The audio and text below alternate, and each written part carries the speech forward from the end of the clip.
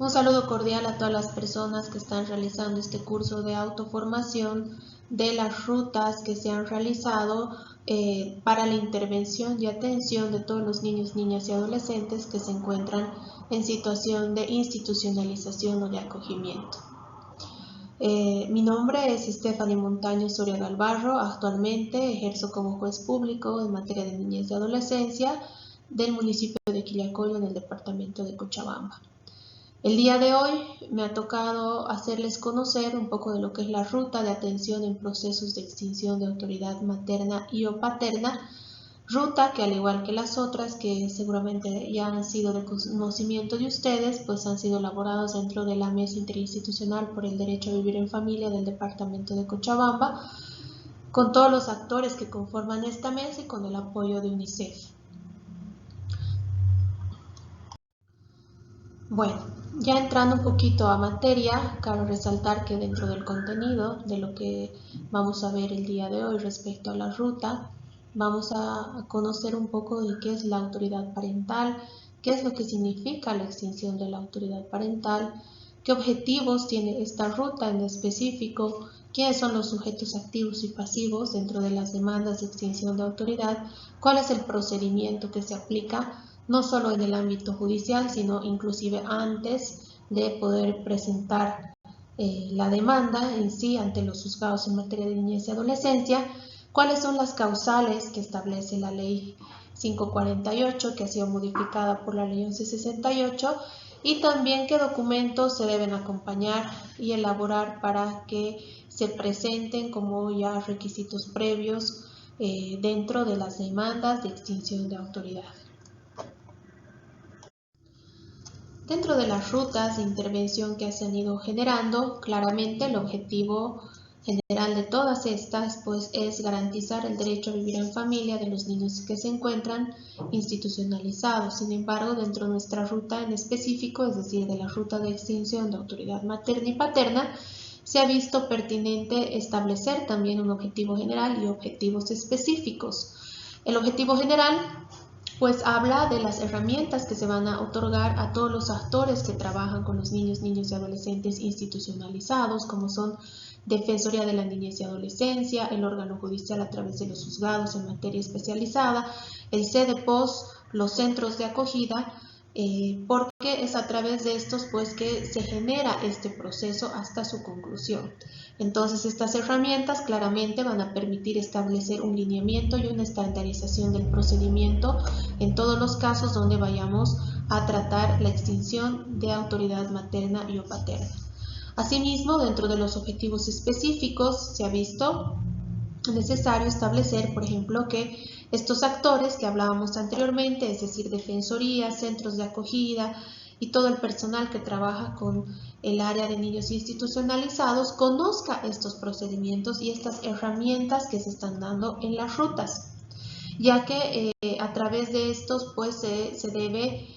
no solo evaluar, como había dicho anteriormente, desde la etapa ya administrativa inclusive, sino ya posteriormente en la etapa judicial, si es que corresponde o no la extinción de la autoridad materna y o paterna y de qué manera podemos garantizar que esta, en caso de que sí corresponda, pues se tramite y concluya a la brevedad posible a los fines de poder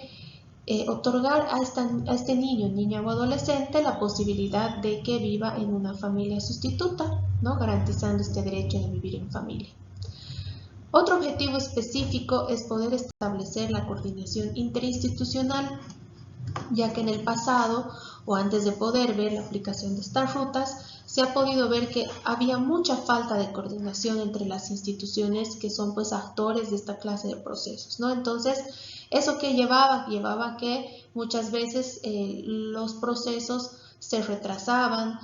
había niños, niñas y adolescentes que estaban años institucionalizados sin que se demande la extinción de autoridad, impidiéndoles de alguna forma pues que puedan ir a vivir en una familia sustituta, como es la guarda, la tutela o la que más se genera para este tema de la extinción, pues es la adopción, porque es la figura que permite a un niño vivir en una familia sustituta de manera permanente, siendo además que la extinción de autoridad materna y o paterna es una forma de definir esta situación jurídica y que se constituye en un requisito para que el niño pueda ser adoptado. Entonces, este fortalecimiento en la coordinación interinstitucional se da a través de estas rutas, generando de que todos los actores puedan hacer conocer qué fortalezas tienen y en las que se pueden trabajar para poder garantizar de manera más rápida el derecho a vivir en familia de estos niños. El otro punto se ha visto que es el de identificar a los niños y adolescentes institucionalizados, pues es algo muy importante, ya que si bien conocemos que hay una gran cantidad de niños que se encuentran en centros de acogidas u otras modalidades alternativas de cuidado, pues muchas veces estos niños tienen la posibilidad de ser reintegrados familiarmente. Hay familias, hay hermanos mayores que tal vez tienen un contacto, tienen lazos afectivos muy fuertes, pero lamentablemente a veces no tienen la posibilidad de poder reintegrarlos a su familia por un periodo de tiempo, ¿no? Entonces se entiende de que con estos niños pues se tiene que trabajar en una adecuada reintegración familiar. Pero también existen niños que están institucionalizados y que por distintos factores no puede ser que no haya familia de origen, no haya familia empleada, ningún referente familiar, o puede ser que sí haya, pero lamentablemente por las condiciones en que se ha llegado a institucionalizar este niño, no se logre una adecuada reintegración familiar. Por ejemplo, puede ser en casos de niños que han sido víctimas de violencia o de delitos en contra de estos por su propia familia, ¿no? Entonces, haciendo una evaluación de toda esta situación de estos niños, es que los equipos interdisciplinarios de los centros de acogida, en coordinación con defensorías, pues tienen que analizar e identificarlos para poder realizar estas demandas a la brevedad posible y bajo los plazos y términos que exige la ley. Entonces, para poder entender lo que significa la extinción de la autoridad parental o la autoridad materna y o paterna, tenemos que entender primero qué es la autoridad. Entre los muchos conceptos que seguramente se pueden encontrar, este me pareció el más completo y habla justamente de esta potestad natural y jurídica que otorga la ley, tanto al padre y a la madre sobre sus hijos menores de edad no emancipados. Esta autoridad, entonces, establece este concepto, conlleva derechos y obligaciones en las relaciones entre la madre para con sus hijos y también de los hijos para con la madre o el padre. Relativo a este concepto, la Ley 548 hace referencia en su artículo 39 que la autoridad de la madre y del padre se ejerce en igualdad de condiciones y asegura a cualquiera de ellos, en caso de tener discordancias, pues acudir ante la autoridad judicial, según sea el caso, ya sea un juzgado de niñez y adolescencia o incluso un juzgado en materia familiar. Asimismo, el artículo 41 habla de los deberes que se entiende se adquieren a través de esta autoridad, indicando de que son la madre y el padre quienes tienen la responsabilidad y la obligación común e igual de brindar afecto, alimentación, guarda, la protección, educación, salud y todo lo que conlleve para garantizar a los hijos el ejercicio adecuado de sus derechos. Entonces, si es el entendimiento, se puede inferir que los niños y niñas y adolescentes que se encuentran en una situación de institucionalización u otra modalidad alternativa de cuidado, pues no están siendo debidamente protegidos ni cuidados ni garantizados en sus derechos por parte de sus progenitores. Por ende, se entiende, si bien no haya una resolución judicial que así lo determine, pues estos padres no estarían ejerciendo de manera adecuada la autoridad que por ley se les confiere, ya que estos niños al estar institucionalizados pasan a tener un tutor extraordinario que es la instancia técnica departamental de política social, o en caso de que estén en una familia sustituta, pues pasan a tener este cuidado y protección por otras personas que están asumiendo este rol de familias sustitutas o de acogimiento temporal. Es así que ante este incumplimiento, esta falta de los padres respecto al cuidado, a la protección y a garantizar todos los derechos de los niños, niñas y adolescentes en situación de institucionalización, que se entiende que no estarían cumpliendo ni ejerciendo de manera adecuada la autoridad que por ley se les otorga. Entonces, en este sentido, y viendo lo que es mejor para estos niños, viendo el interés superior de estos niños que están en situación de institucionalización, la ley prevé esta figura jurídica que es de la extinción de autoridad a los fines de poder definir su situación para que estos puedan garantizárseles su derecho a vivir en familia, ya sea dentro de una familia sustituta en guarda, en tutela o en adopción. Entonces, ¿qué implica la extinción de la autoridad? Claramente, pues implica la afectación de la autoridad que tenían los padres sobre los hijos. Es decir, habíamos visto en el concepto anterior que la autoridad conlleva derechos y obligaciones. Ante la extinción de la autoridad, claramente está que estos derechos y obligaciones se van a extinguir de manera definitiva. Asimismo, como ya se menciona hace un momento, a través de este proceso de extinción de autoridad se va a lograr definir la situación jurídica de estos niños, niñas o adolescentes, permitiendo en ese sentido que puedan gozar de una familia sustituta a través de estas tres figuras que había hecho mención, tomando en cuenta que, por ejemplo, para la adopción es un requisito que el niño, niña o adolescente cuente con la extinción de autoridad paterna y o materna. ¿Quién demanda la extinción de la autoridad materna y o paterna? Bueno, se constituyen en sujetos activos y legitimados para poder demandar la Defensoría de la Niñez y Adolescencia y la Instancia Técnica Departamental de Política Social. En el caso de la Defensoría de la Niñez y Adolescencia, la Ley 548, el Código Niño, Niña y Adolescente, establece de manera expresa en su artículo 188 cuáles son las atribuciones de dicha institución. Así entonces, en ese inciso I, se establece que la Defensoría de la Niñez y Adolescencia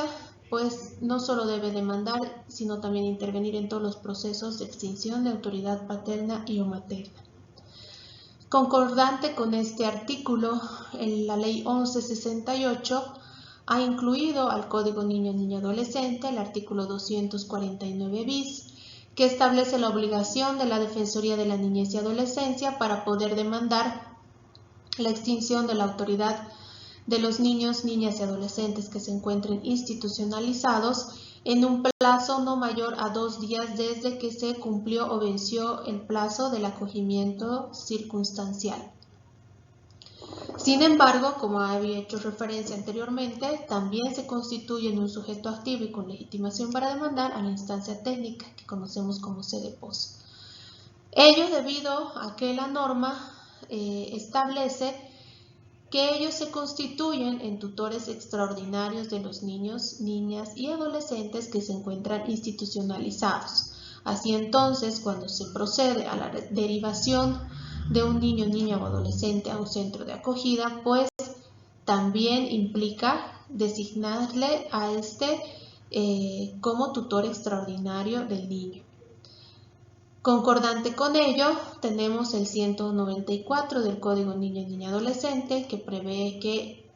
los niños, niñas y adolescentes serán representados en todos los procesos por sus padres, madres, guardadores, guardadoras o tutores. En este caso, entonces, al ser el CEDEPOS tutor extraordinario de los niños institucionalizados, también goza de la capacidad y facultad otorgada por ley para poder demandar la extinción de la autoridad parental. ¿Ante quién se demanda? La ley es clara, la competencia está establecida en la Ley 548 para que este proceso de niños que están institucionalizados pues se demande ante los juzgados públicos en materia de niñez y adolescencia de las capitales de departamento y algunas provincias cercanas y en las provincias alejadas ante los juzgados públicos mixtos que tengan competencia en materia de niñez y adolescencia. Actualmente, casi en todas las provincias, no solo a nivel departamental, sino a nivel del país, pues existen ya juzgados que tienen esta denominación y competencia para poder tramitar estos procesos. Eso es muy beneficioso, ya que en caso de que sean provincias alejadas, pues no toca ir a demandar a la capital, ya que la mayoría de las provincias, como he referido, tiene estos juzgados con denominación y especialización en la materia. ¿Contra quién se demanda? Claramente, conforme lo que hemos visto en las diapositivas anteriores, se tiene que demandar a las personas que tienen la autoridad sobre los hijos. En este caso, no hay más, que son el papá y la mamá.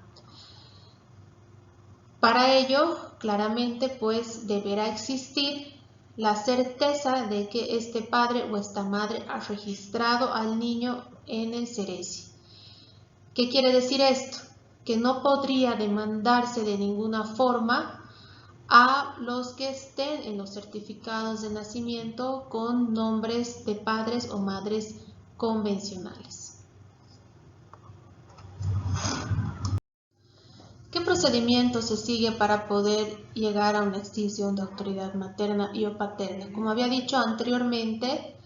no solo el procedimiento que se sigue una vez judicializado el proceso, sino también existe un procedimiento previo que corresponde a las instancias administrativas, como son las defensorías de la niñez y adolescencia, los centros de acogida,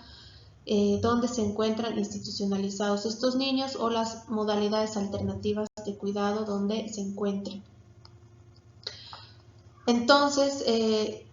cabe resaltar que conforme se había mencionado anteriormente, uno de los objetivos específicos era pues identificar qué niños no van a tener la posibilidad de ser reintegrados familiarmente. Entonces, esta coordinación, que es el primer punto a seguir, va de la mano de esta identificación del niño, niña, adolescente impedido de ser reintegrado familiarmente, ¿no? Entonces, será el equipo del centro de acogida de esta modalidad alternativa de cuidado, juntamente con la defensoría, que agoten todos los medios para poder identificar a las familias, para poder trabajar con estas familias en una adecuada reintegración y al final pues establecer e identificar qué niño, niña o adolescente no podrá ser reintegrado para poder seguir con todos los otros pasos que van de la mano de lo que establece la Ley 548 para poder demandar la extinción de autoridad. Entonces, una vez coordinado entre estas instituciones e identificado al niño,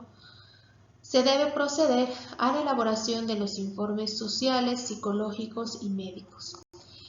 El ámbito social es muy importante para poder establecer la extinción de la autoridad parental, ya que a través de este informe social se va a poder determinar cuál era la situación familiar del niño, los motivos por el cual el niño ha llegado a ser institucionalizado, cuáles los conflictos sociales que existían en su entorno familiar para que el niño llegue a ser alejado de este entorno,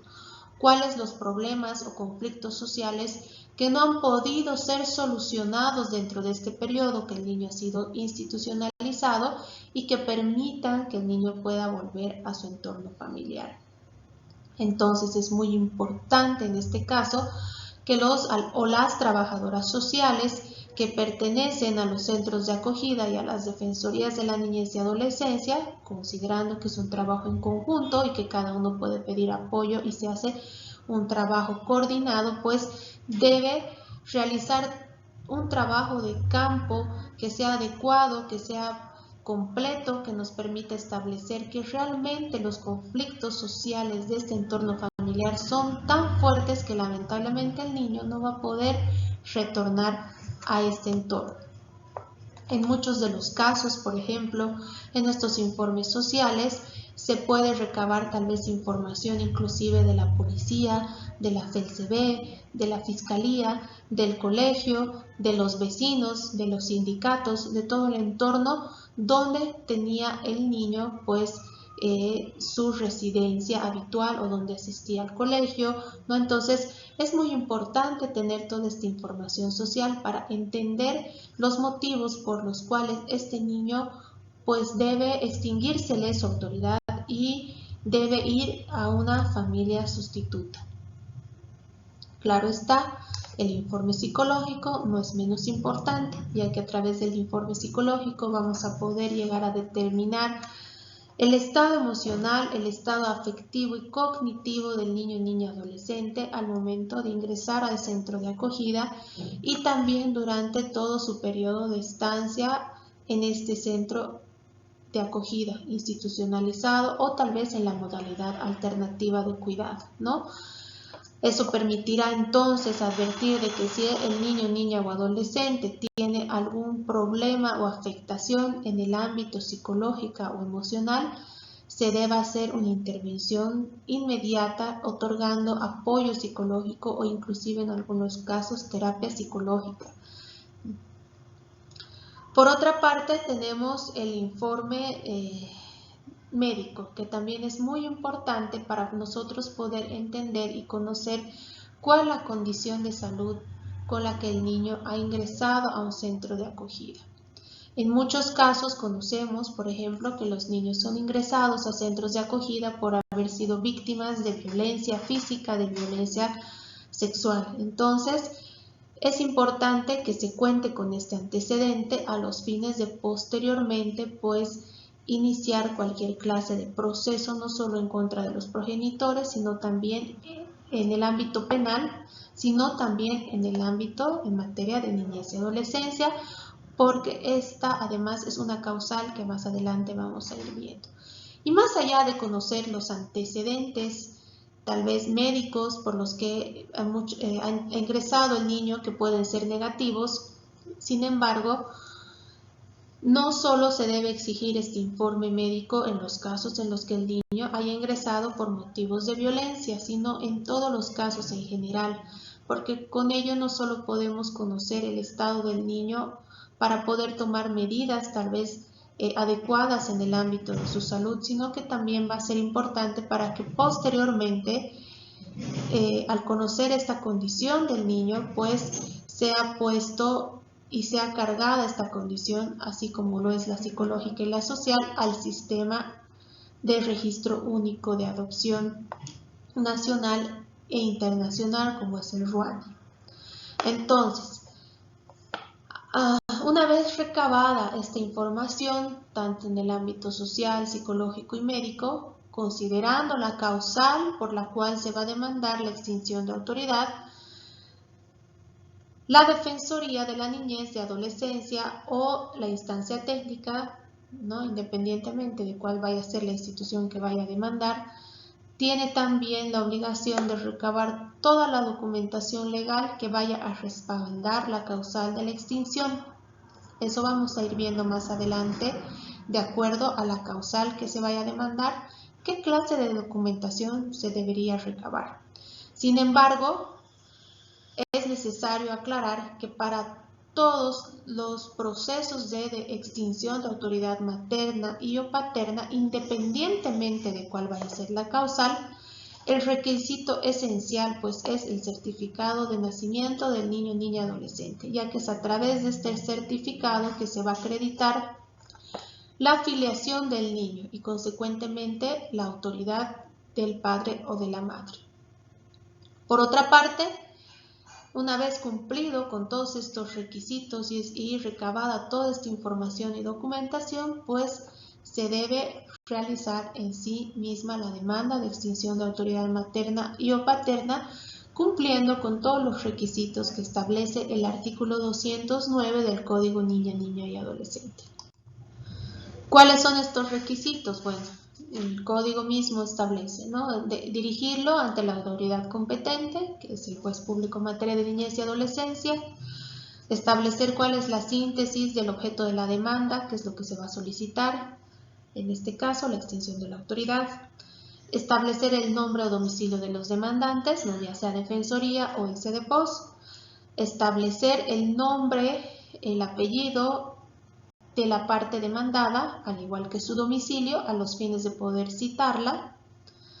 conforme la causal que corresponda, porque no es en todos los casos que se debe hacer aquello, ya vamos a ver más adelante.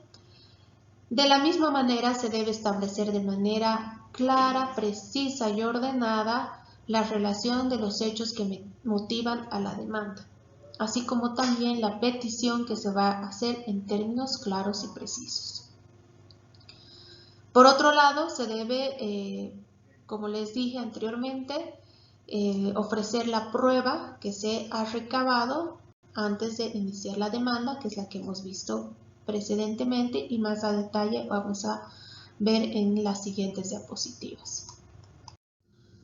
¿Qué causales establece la ley para la extinción de la autoridad materna o paterna? El Código Niña-Niña-Adolescente ha sido modificado en el artículo 47 que habla de estas causales por la Ley 1168, haciendo una diferenciación y división de dos procedimientos distintos de acuerdo a la causal que se vaya a demandar. En el primer grupo tenemos las causales sin convocatoria a audiencia y en el segundo grupo las causales de procedimiento especial, que a diferencia del procedimiento común que está establecido en 209, pues tiene plazos mucho más cortos para poder llegar a concluir el proceso. Ahora bien, viendo la primera causal, se entiende que esta causal pues llega a ser un proceso de puro derecho por cuanto la prueba documental es prueba suficiente para que el juez pueda tener la certeza de que se ha acreditado la causal y que corresponde determinar la extinción de la autoridad materna y o paterna. En este tipo de causales, por ejemplo, tenemos la del inciso A, que habla de la muerte del último progenitor. En este caso corresponde remitirnos al concepto que hemos hecho a un inicio, entendiendo de que la autoridad materna o paterna implica obligaciones y derechos. Entonces, ello quiere decir que ante el fallecimiento de los padres, pues no se pierde la autoridad materna o paterna de manera implícita y es necesario demandarla, ¿no? Entonces se tiene que tener en cuenta esta situación por cuanto de demandarse una extinción de autoridad materna o paterna de un niño institucionalizado, claramente se extinguirían los derechos y obligaciones que inclusive podría tener el niño respecto al padre, por decir, en el caso de que haya bienes, ¿no?, a ser tal vez heredados. En este caso tengo yo un ejemplo que lo pude tener en mi juzgado, donde un adolescente lamentablemente perdió a sus dos progenitores en un accidente de tránsito y al no tener un referente familiar más que el hermano mayor, que tenía igual creo que 19 o 20 años, pues se encontraba en una situación de vulnerabilidad, ya que el hermano no podía asumir de manera adecuada la protección de su hermana menor. Se logra institucionalizar al adolescente, que ha estado ahí por si no me equivoco, por el periodo de un año o algo más, y donde el hermano nunca perdió contacto con su hermana, ¿no? La visitaba, le hablaba por teléfono, entre tanto se podía estabilizar económicamente y habitacionalmente y formar una familia y poder hacerse cargo de su hermana menor. Entonces, en este caso, no se hizo la extinción de la autoridad más allá del cumplimiento de los 30 días que establece el artículo 249, ya que el adolescente, uno, tenía un referente familiar, se estaba trabajando en la reintegración familiar con el hermano mayor y además tenía la posibilidad de tener muchos bienes, inmuebles, vehículos, otros activos que le correspondían por derecho al ser hija de los señores que habían fallecido, ¿no?, por herencia. Entonces, eso nos permite establecer que si bien en este caso sí se podía demandar porque sí se aplicaba la causal, no era lo que correspondía en interés superior del adolescente. Como otro punto tenemos el inciso B, que habla de la renuncia expresa de la autoridad ante la Defensoría de la Niñez y Adolescencia por consentimiento justificado para fines de adopción. En este punto debe tomarse en cuenta que esta causal solo puede ser demandada por la Defensoría de la Niñez y Adolescencia, ya que implica toda una valoración psicosocial preliminar, previa, que se debe hacer ante dicha institución. Esta valoración psicológica y social deberá ser acompañada a la demanda, además del acuerdo que firma la persona que renuncia a esa autoridad, y donde se debe tener la certeza, tanto por la Defensoría de la Niñez y Adolescencia, así como por la autoridad judicial, que la persona que está renunciando no lo está haciendo por presión, es una renuncia voluntaria, no existe pago ni compensación alguna por esta renuncia, y que está consciente y conoce las consecuencias jurídicas, sociales y psicológicas que conllevan la renuncia de su autoridad. Así como también debe acompañarse pues el acta que acredita que se le ha hecho la valoración y se le ha hecho conocer todas estas situaciones. Por otra parte, se tiene el inciso C y el inciso D, que hablan en el C de una sentencia condenatoria ejecutoriada, ¿no?, por una privativa de libertad de 7 a 30 años por la comisión de delitos contra niños, niñas y adolescentes, infanticidio y de feminicidio, que claramente deben ser con relación al papá y a la mamá, y el tema de la interdicción permanente declarada judicialmente, igual de la madre o del padre. En el primer caso, bueno, queda claro que es dentro de un proceso penal, y en el segundo caso, pues se hace conocer que esta declaración de interdicción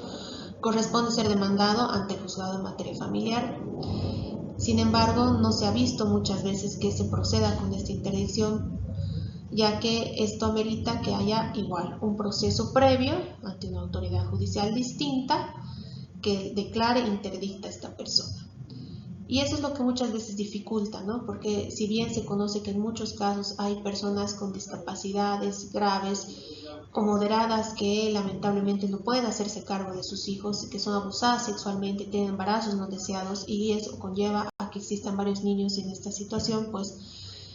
no hay todavía una institución que se haya animado a hacer estas declaraciones de interdicción. Sin embargo, considero que al ser un mecanismo más que va a ir a garantizar la protección de un derecho de un niño institucionalizado y del cual asume la representación legal la Defensoría de la Niñez y Adolescencia,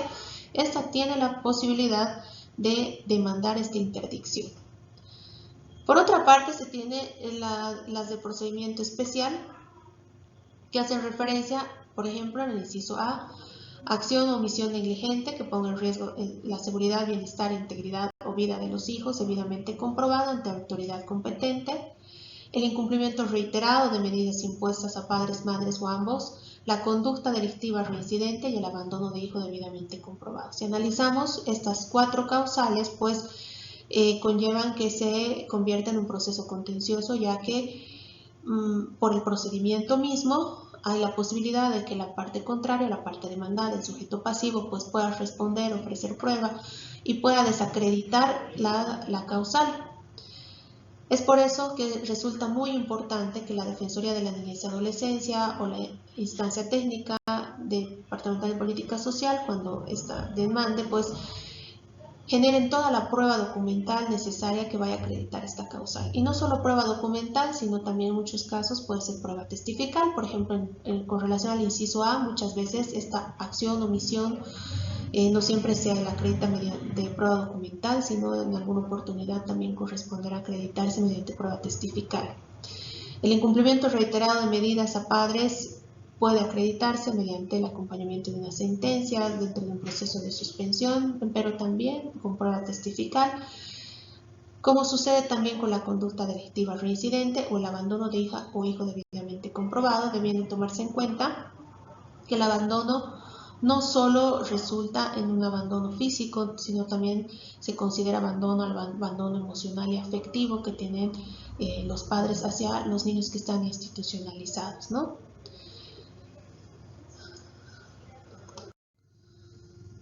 ¿Qué documentos se deben presentar entonces para poder acompañar a la demanda de extinción de autoridad materna y paterna?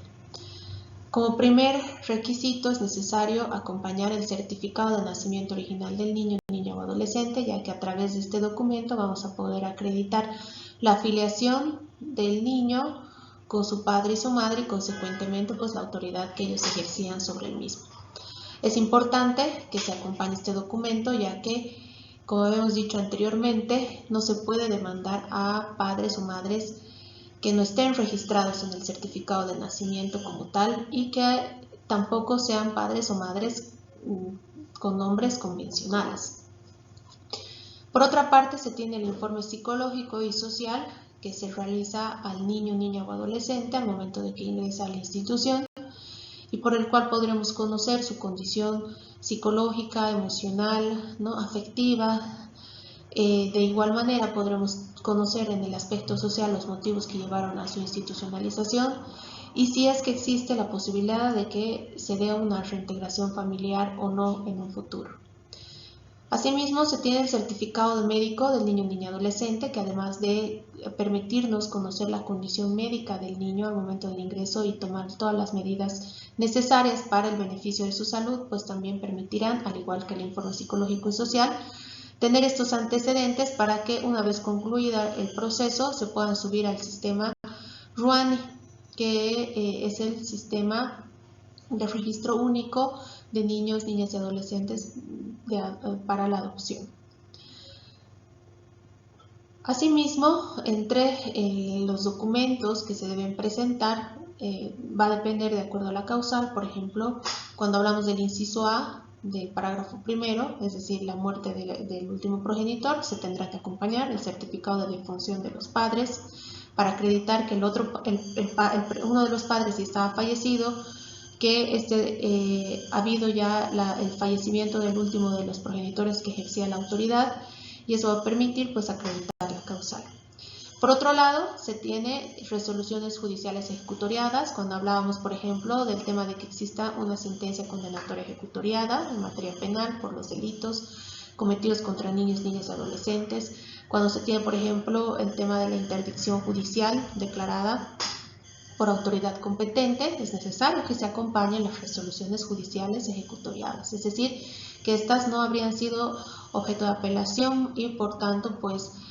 son prueba plena. Por otro lado, esta resolución judicial también podrá presentarse en el caso, por ejemplo, que hablábamos del procedimiento especial respecto al incumplimiento de las medidas que se dan a los papás en caso de suspensión de autoridad. Entonces, es necesario, por ejemplo, habíamos dicho, acreditar documentalmente, testificalmente estas causales y en ese sentido, pues, la resolución judicial ejecutoriada dentro de un proceso de suspensión de autoridad puede ser prueba para ello. Y bueno, toda documentación que acredite la causal, y no solo documentación, sino también se puede hacer ofrecimiento de prueba testifical en el caso del procedimiento especial. En el caso del 47, en su inciso B, que habla específicamente de la renuncia de la autoridad materna y o paterna ante la Defensoría de la Niñez y Adolescencia, es necesario y no puede presentarse, si no es así, que se acompañe la valoración psicosocial de la persona que da su consentimiento a través de la Defensoría de la Niñez y Adolescencia, además del acuerdo que debe estar firmado en dicha institución. En caso del artículo 49 del Código Niña, Niña y Adolescente, que hace referencia a padres o madres adolescentes, es necesario que estos pues acudan en todo momento acompañados de sus padres, guardadores, tutores, y si es que estos no los tuvieran, la Defensoría de la Niñez y Adolescencia pues tiene la obligación de solicitar al juez en materia de niñez y adolescencia pueda designarles como tutor extraordinario solo a estos fines, sin que ello impida que en caso de que el adolescente esté institucionalizado, pues al hacer el tutor extraordinario en instancia técnica, este también pueda demandar, en este caso, la extinción de la autoridad materna y o paterna, conforme la causal que corresponda. Ahora bien, en caso de que se dé el 49 y el 47 de manera paralela, es decir, la adolescente que tiene un niño, un bebé institucionalizado en un centro de acogida, quiera renunciar a su autoridad, pues corresponderá que acuda a la Defensoría y que se le haga toda esta valoración psicosocial en presencia de sus padres, o en su caso se solicite, como había dicho, se designe este tutor extraordinario en un personero de la Defensoría de la Niñez y Adolescencia, siendo necesario que el acuerdo que se vaya a firmar pues también esté suscrito por el padre, la madre, su guardador, tutora o en este caso el tutor extraordinario. El procedimiento sin audiencia que establece el artículo 47, parágrafo primero, Es un proceso muy rápido y, como hemos visto anteriormente, una vez recabada toda la documentación necesaria y presentada la demanda, en el plazo de 72 horas y en una sola resolución, el juez deberá admitir la demanda y también determinar la extinción de la autoridad materna y o paterna, así como también su ejecutoria, tomando en cuenta que para esta resolución la norma establece que no existe recurso ulterior, es decir, no hay apelaciones. Por ello, que los jueces deben tener mucho cuidado en analizar la documentación que se está acompañando y que ésta cumpla con todo lo que establece la ley. En la mayoría de los casos, por ejemplo, en el caso en los que se tiene, alguna dificultad, puede ser en el caso de la renuncia de la autoridad que esté establecido en el inciso B del artículo 47 en su parágrafo primero, tomando en cuenta que muchas veces la Defensoría de la Niñez y Adolescencia no establece de manera clara y precisa que exista la voluntariedad, que no haya pago, que no haya compensación y sobre todo que la persona esté en estado de lucidez. Asimismo,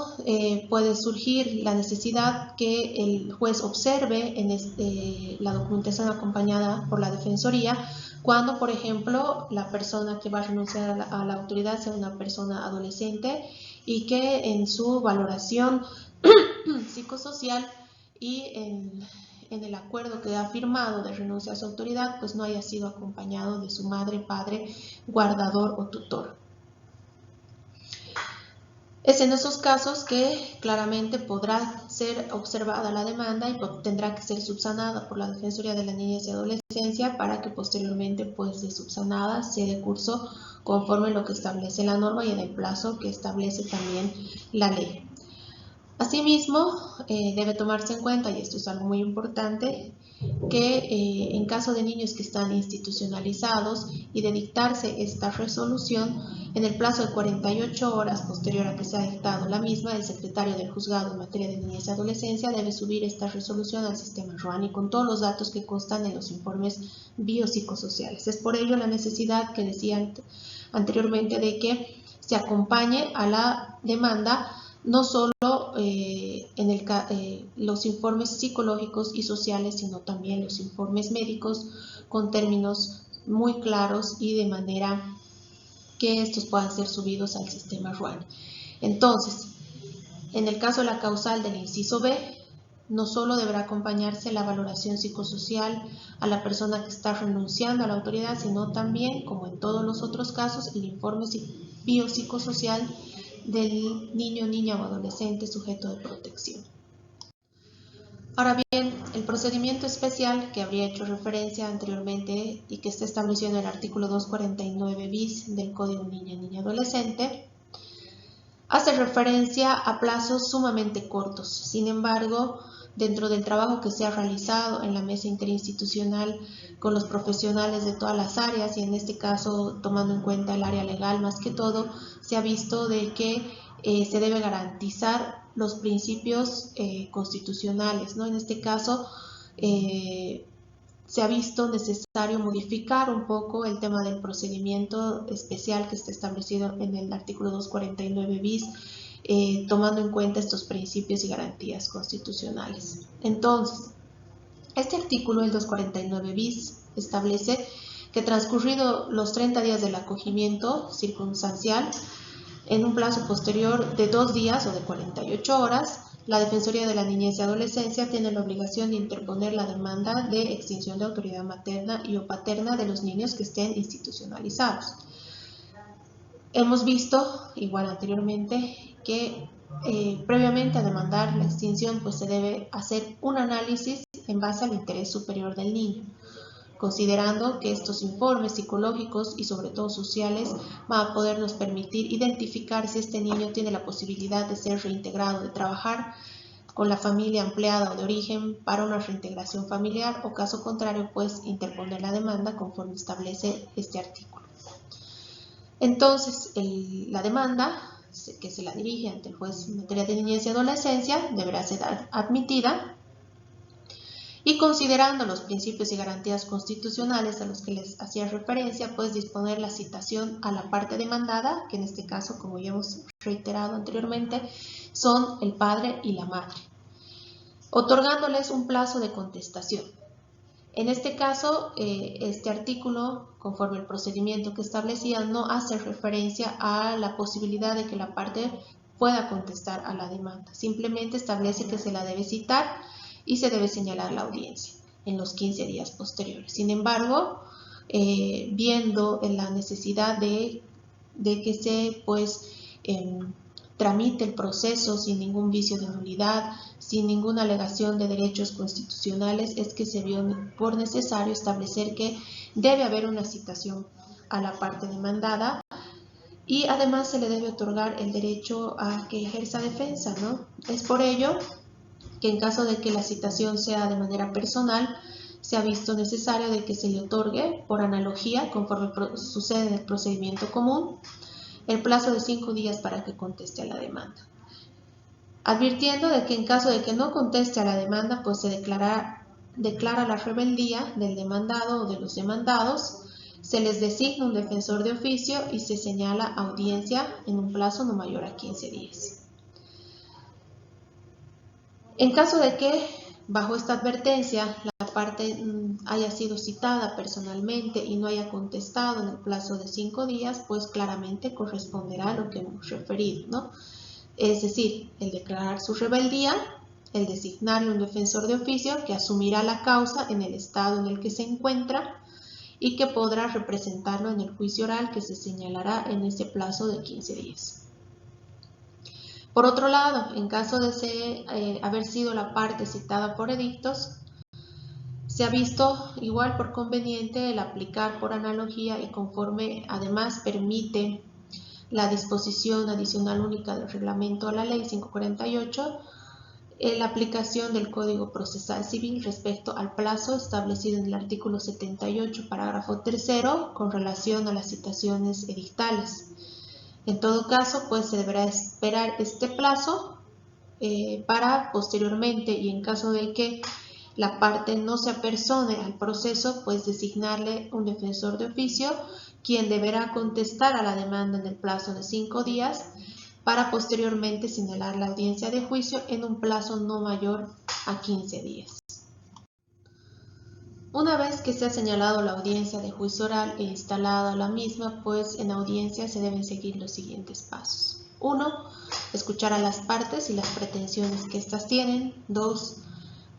Producir la prueba acompañada documentalmente, recepcionar la prueba testifical que ha sido ofrecida por las partes, dar lectura a los informes biopsicosociales del niño, niña o adolescente,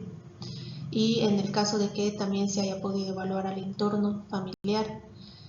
Lo que es muy importante, escuchar la opinión del niño, no obstante la edad que éste tenga, conforme a su desarrollo, siempre se puede escuchar al niño, niña o adolescente. Ello, claro, con la presencia de una profesional psicóloga que nos coadyuve en escuchar al niño de manera adecuada. Esta escucha deberá ser realizada en el mismo acto de audiencia, ¿no? Y claro está, conforme se vea conveniente por la autoridad judicial y siempre consultando al niño, esta puede ser de manera reservada o no. También como otro punto se tiene la escucha de los alegatos de las partes, si es que desean realizarlos,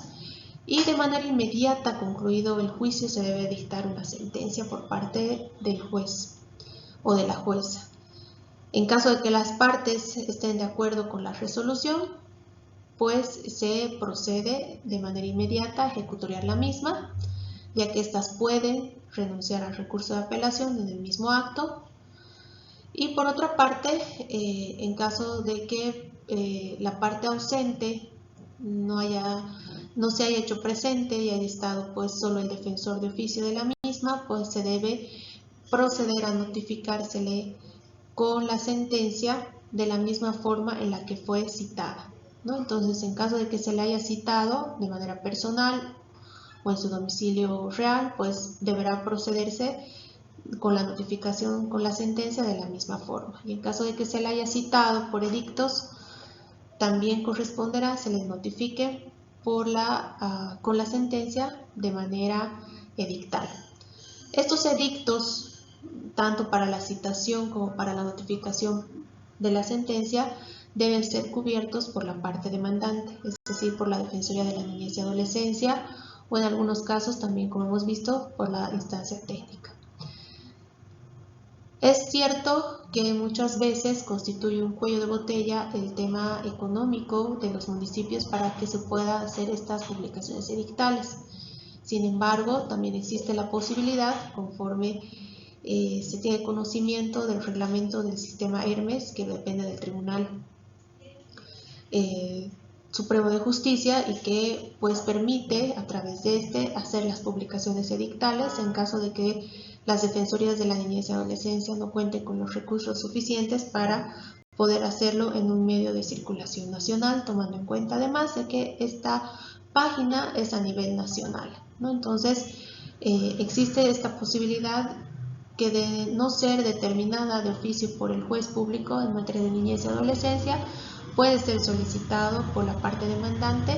a fines de poder garantizar que el proceso se concluya, ya que el proceso no va a concluir en caso del procedimiento especial sin la notificación con la sentencia, ¿no? Entonces no puede ser que demos celeridad al procedimiento en sí mismo cuando en realidad tal vez el impedimento de una publicación edictal conlleva a que no se concluya con este proceso y se ejecute la resolución. Es por ello que la recomendación está, en caso de que no se tengan los recursos económicos suficientes, pues se solicite la publicación mediante este medio tecnológico. Contando así entonces con una sentencia ejecutoriada dentro del procedimiento especial, de igual forma deberá subirse esta resolución al sistema RUANI juntamente con todos los datos que constan en el informe biopsicosocial. Cabe aclarar que este debe ser subido en el plazo de 48 horas máximo a partir de la ejecutoria de la sentencia. Esto se realiza por Secretaría del Juzgado Público en materia de niñez y adolescencia, y que el incumplimiento de esto pues conlleva responsabilidades tanto para el secretario como también para el juez, porque se entiende que el juez debe hacer un seguimiento de que se cumpla con estos plazos procesales, ¿no? Viendo además de que solo una vez que se suba al sistema RUANI, el niño va a poder ser ubicado dentro del mismo para poderse garantizar su derecho a vivir en familia. El equipo del centro de acogida, donde se encuentra el niño institucionalizado, es muy importante que haga un seguimiento adecuado del caso, no solo desde la coordinación que debe existir con Defensoría y para poder asegurarse y garantizar que se presente la demanda, sino también en el tema de que se suba el proceso al sistema RUANI. Entonces es importante de que se tenga esta certeza y que sean los centros de acogida quienes hagan el seguimiento, toda vez de que una vez que se ha subido al niño al sistema RUANI, en caso de que éste no haya sido identificado para poder ser preasignado dentro de un proceso de adopción, corresponde al centro de acogida presentar de manera trimestral, es decir, cada 3 meses, los informes biopsicosociales actualizados, ¿no? Ello para que pueda también refrescarse el sistema RUANI, y es importante porque en alguna oportunidad se ha visto de que la condición de los niños a veces varía, ¿no? En ese periodo de tiempo. Puede ser que un niño que tal vez tenga una condición médica que estaba en tratamiento la haya superado y pues corresponda al centro informar esto al juez incluso antes de los 3 meses para que pueda modificarse esta condición en el sistema. Asimismo puede darse de manera inversa, ¿no? En caso de que el niño estaba sano pero ha sufrido tal vez algún accidente o alguna situación que conlleve un riesgo en su salud, pues también debe ser informado para que se modifique en el sistema siempre y cuando este niño no haya sido ya preasignado dentro de un proceso. Bueno, así mismo se tiene posteriormente, les voy a pasar a mostrar modelos de informes psicosociales, de acuerdos que se han realizado y que se encuentran de manera clara en las rutas, y que podrán ser utilizados por ustedes en caso de que los necesiten. Este, por ejemplo, es un modelo de un acta de coordinación para inicio del proceso legal de extinción de autoridad materna y o paterna que se firma entre el director del centro de acogida o de la otra modalidad alternativa de cuidado y la Defensoría de la Niñez y Adolescencia. ¿Por qué se ha visto necesario que se haga esta firma de acuerdos? Bueno, lamentablemente se conoce que el personal que tiene las Defensorías de la Niñez y Adolescencia muchas veces es cambiado, ¿no?, de manera anual. Entonces, con la finalidad de que no se pierda la continuidad del proceso en sí mismo con el cambio de personal, de que no se alegue de que no se ha dejado ninguna documentación por parte del centro de acogida para el inicio de la demanda, ¿no? Entonces es necesario de que se genere esta firma de acuerdo de esta acta de coordinación para poder garantizar pues de que no solo se dé inicio al trámite, sino que se llegue a concluir en un tiempo prudente y conforme los plazos que establece la norma. Bueno, y por último les he puesto este modelo del acta de renuncia de la autoridad que se tiene en la ruta